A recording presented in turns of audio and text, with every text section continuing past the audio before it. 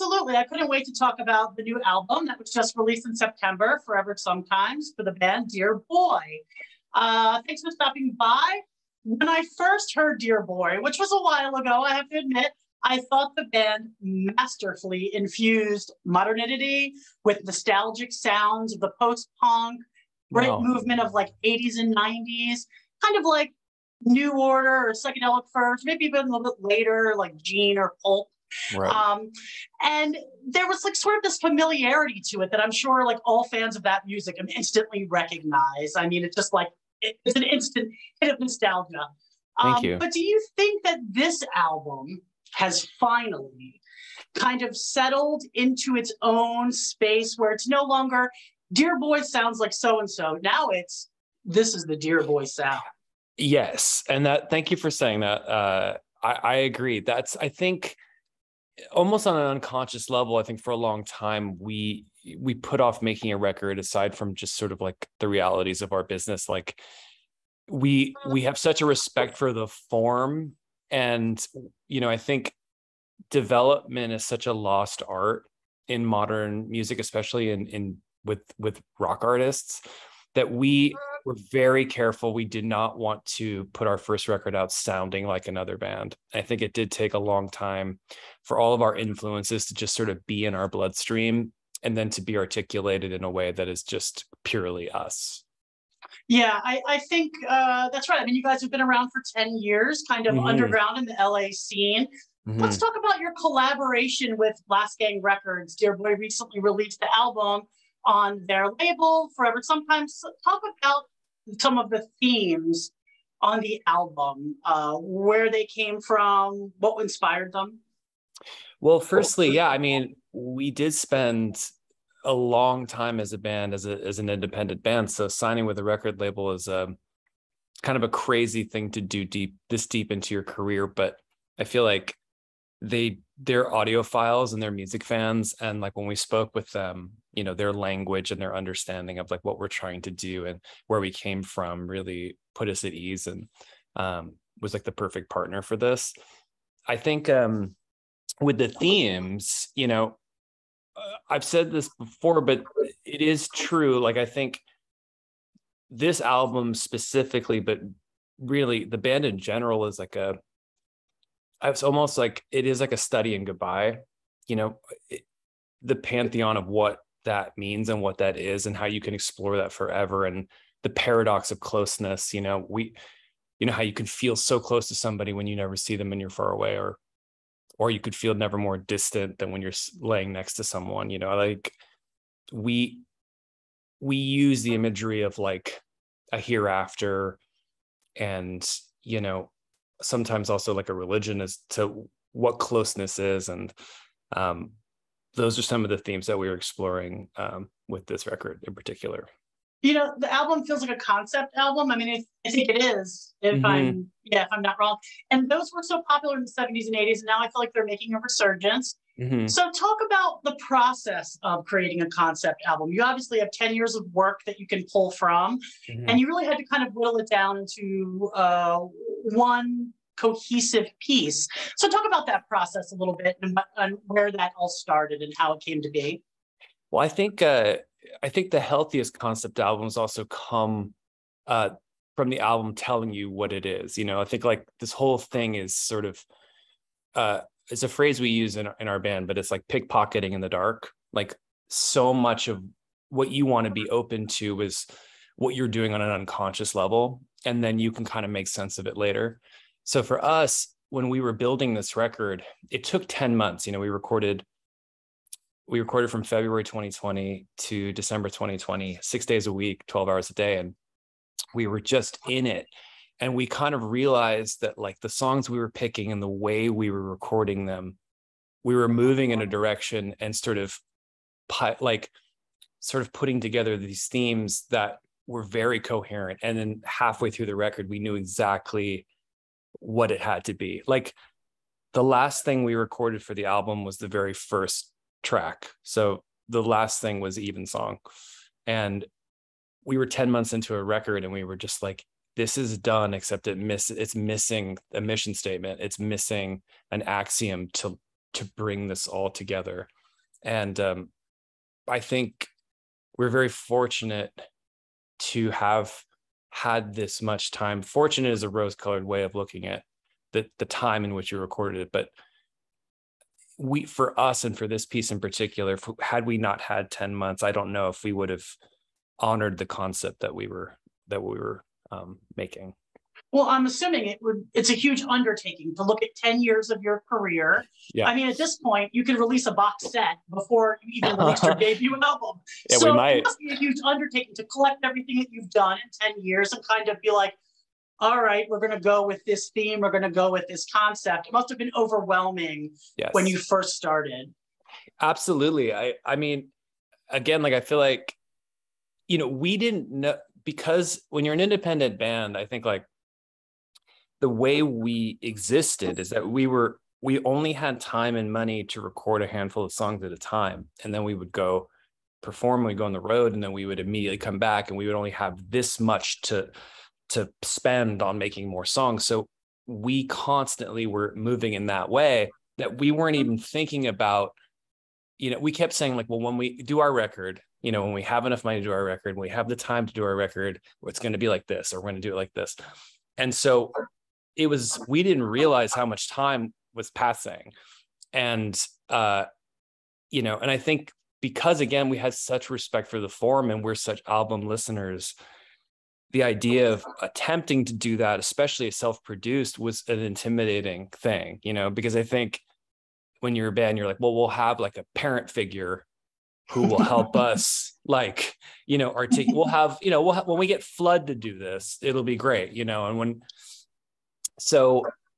when we were confronted with, oh, we have the time now, we had a successful touring year, we could afford to make this record the way we want to make it, and we can do it ourselves. I think it was a very empowering thing, and overwhelming, yes, but also empowering, because it was like, okay, let's do this the right way. Do it the right way. Like I said, the band has been a fixture on the LA underground scene for 10 years. Mm-hmm.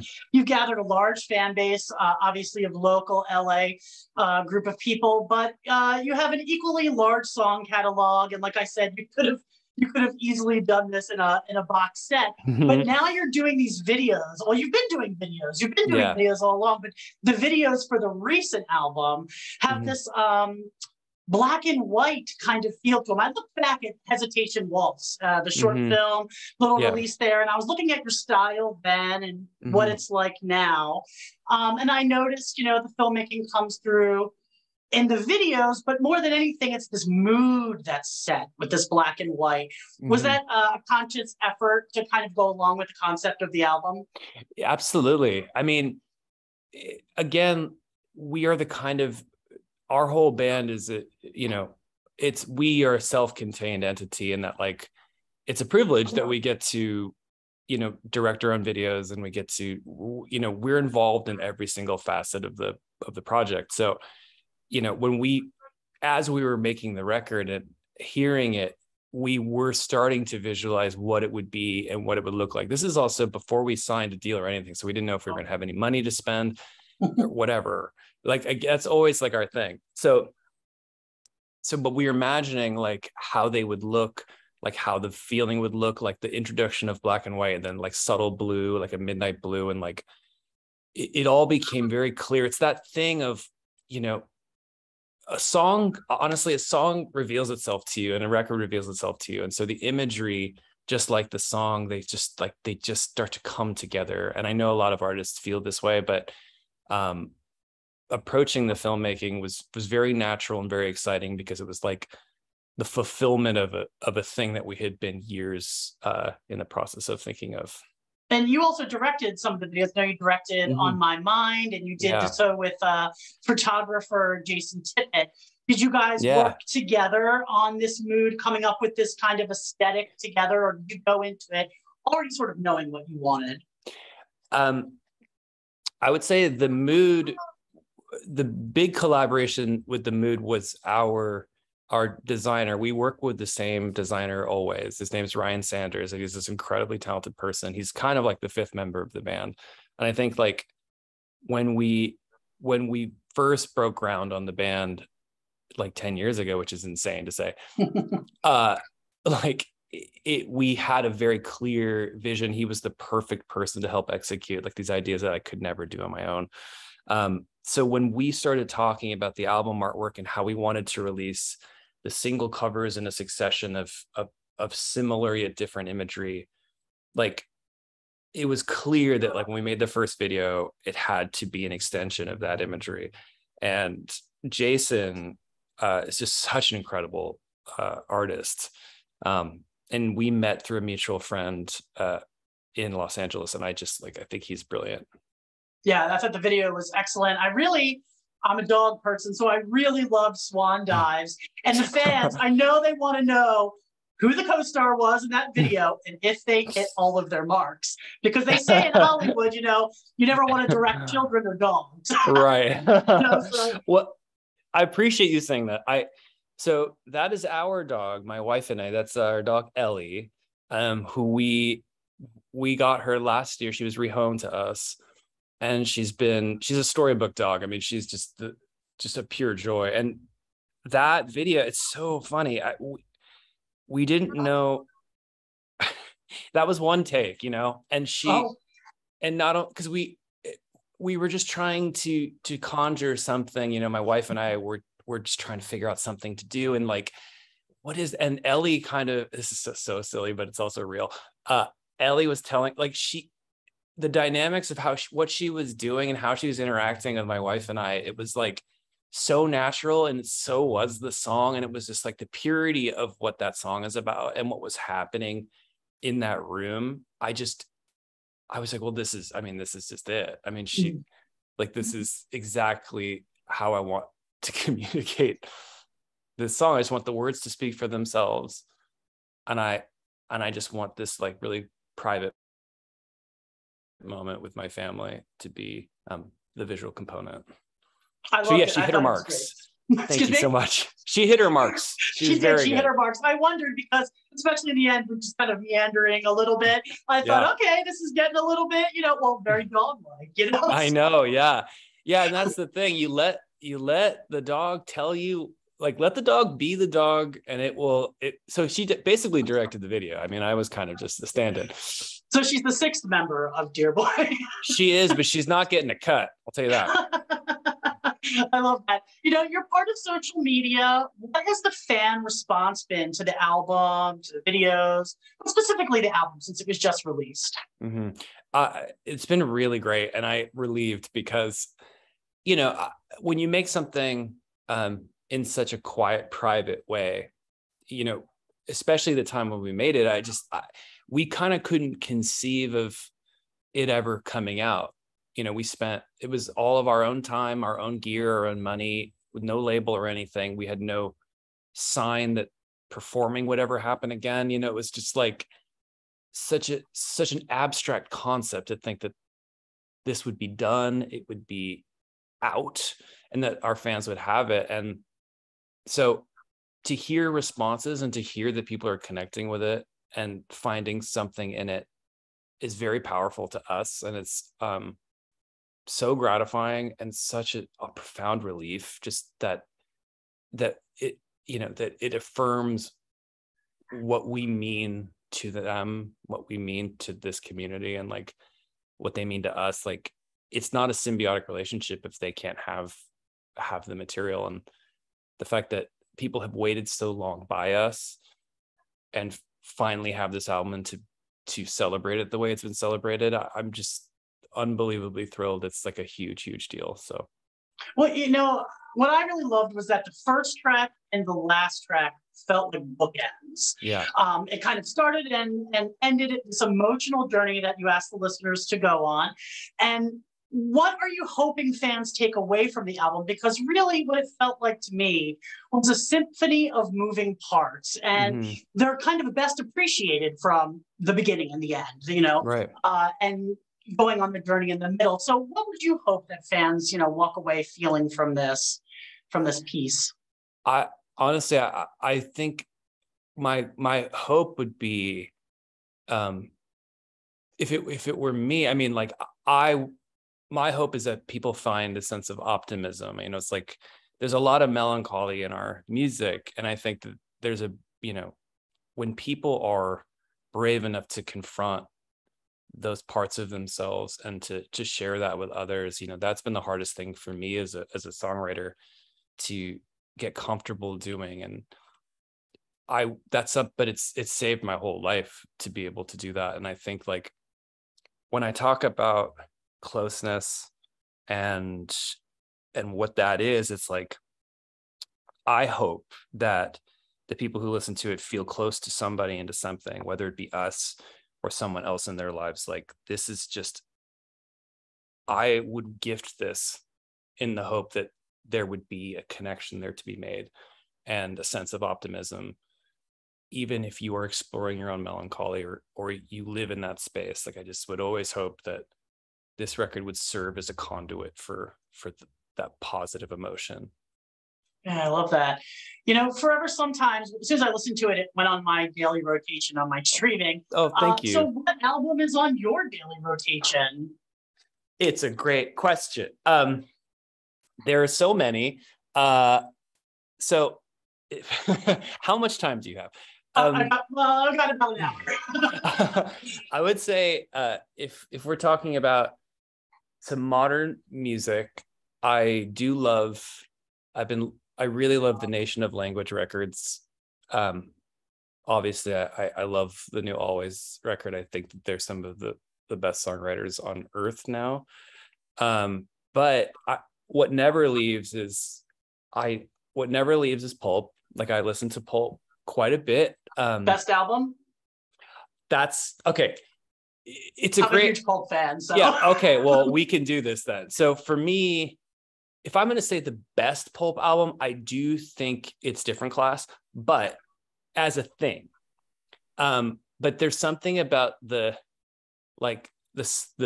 atmosphere of His and Hers too, that's just like, anytime any one of those songs, it's so clearly that universe. Like, the outro to Babies Alone, it's like one of the greatest pop moments in guitar music history. It's an exact moment of time in music, in my opinion. Yes. And Do You Remember the First Time is my favorite Pulp song, besides Like a Friend and what is my other? Oh, and Something Changed. Oh, Something Changed is good. Yeah, oh my God. Well, I got to see Pulp. When Pulp reunited to do Coachella and all that stuff, mm-hmm. They did one not private show, but they did one club show or theater show in Pomona. And it was for 1,500 people or something. And a friend of mine got me in, and it was the greatest concert I've ever seen. I mean, they opened with Do You Remember the First Time? And then they closed their encore with Something Changed. And it was so moving. It was so moving. I think about it all the time. It was just such a beautiful way to end and say goodbye. So I'll listen to Pulp at any chance I get. I too saw them in a very intimate setting before they took a break, and it was life-changing. No way. Yeah, I saw them 2000, going back maybe 2002, 2003, amazing. Something like that. In DC, I saw them in a small club. Yeah, it was very, very nice, and kind of long, lots of kind of encores. It felt like they were coming to maybe a break soon anyway. Got it. But one of my best memories of a concert for sure. Oh my God. What's your favorite Pulp album? I think His and Hers, I think. Yeah. I think so. It's tough because I like a lot of tracks from every album, but I really like that one. Maybe that's the first one that I really fell in love with. I'm not sure. But yeah, I really love them. And the frontman just has such a style, you know. It's just, he's the greatest. Nothing's better. He's the greatest. That's the person I want to meet more than anyone, but I'm also so afraid because I like him so much, and I don't get starstruck easily, but I just feel like it was him and Richard Butler, honestly, were two of the people. So when I met Richard Butler at a sound check, it was very unnerving. I was really nervous. I bet you were. Yeah, I still can't take it. When I saw Pulp in concert, he drank wine the whole time, a big goblet of red wine. And he was very, this aesthetic about him that was just not like anything else during that time. And just lovely. Okay, we have to stop talking about Paul. All right. We'll move on. But obviously that was a great answer. You've probably played every room in LA, I would think, from the Troubadour to the Terragram. You're a staple on the scene, but now you're heading on tour. What are you most looking forward to with this tour? Honestly, what we're most looking forward to is headlining in Mexico. And also we've never been to the UK either, which is insane. Like, we started in the UK, but we've never formally played. So that's something we're going to be doing next year. And I just think that has been such a long time coming. I don't understand how it's not happened. But that honestly, to go home, to feel like we're back home, like home, to be home-ish would be really nice. No, I just think like to visit where we started and to kind of just to see it as this thing now to where it came from. We were writing songs in the shower, and we were constantly being evicted because I kept smuggling in the band to new apartments and stuff. It's like, so just the idea that we could be invited back to play and then go see those spots would be, I think, is a really surreal thing. Yeah, that sounds, for a band like, I can't believe you haven't played there, but now that you are, I think that's where you belong. I appreciate that. Thank you. So you mentioned Richard Butler. You've toured with some of the genre's best. You've met Richard, the Psychedelic Furs, Peter Murphy and James you opened up for. If you could boil down your favorite place to perform over the last 10 years, or your favorite moment with any of these people, obviously you mentioned meeting Richard Butler, but anything else that the fans would love to hear? Well, those guys, okay, so Richard, when we toured with the Furs and James, those were the biggest shows that we had ever played. And seeing them both work, they made us they really made us, they upped our game in a live sense, because the two of them, they're both such different performers, the Furs and James, but what they do is so extremely good and supernatural that like we learned a lot about stagecraft from being with them. But I would say touring with them, I also would just say, like, I'm on a group text thread with Richard Butler and Tim Booth, just the three of us, and it is that's so dreamy. That's so dreamy. It's so crazy. And just to see like their emoji usage is so cool. Like, I love to see what they pick. but I would say the greatest moment for us, aside from just getting to know them, was when they started watching our show. Like, we noticed that as the tour was going along, that different members of the Furs started to like watch our entire set from the side, and then James started watching our set from the side. And that moment of knowing that like, we are peers with them now. It's not like, it wasn't idol worship anymore, like it was like the first few shows, it was very like, I can't believe we're here, I can't believe we're doing this, I can't believe there are 3,000 people here. But then it became kind of like, oh, we're three bands in different stages of our careers and all together, and to watch them watch us was so crazy. And I'm very grateful for that, because it gave us a lot of confidence. And I don't know, it was life-changing for us.